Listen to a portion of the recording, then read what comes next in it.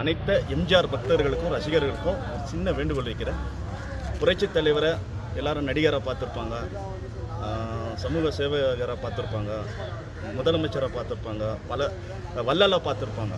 ஆனால் இந்த உலக சுற்ற வாலிபனை இன்னைக்கு நாளைக்கு நடக்கிற இந்த உலக சுற்ற வாலிபன் திரைப்படத்தை அவர் ஒரு டைரக்டராக பாருங்கள். அந்த டைரக்டர் பண்ணியிருக்கிற வேலை உலக சினிமாவில் எந்த டைரக்டரும் செய்ய முடியாத ஒரு வேலை.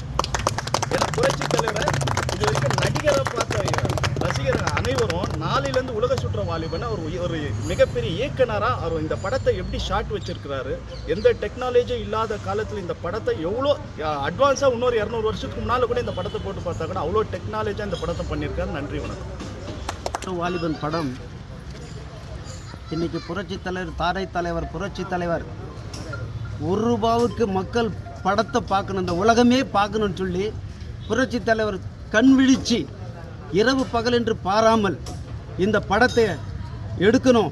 உலகத்திலே இருக்கக்கூடிய எல்லா நிகழ்ச்சியும் என்னுடைய மக்கள் பார்க்கணும்.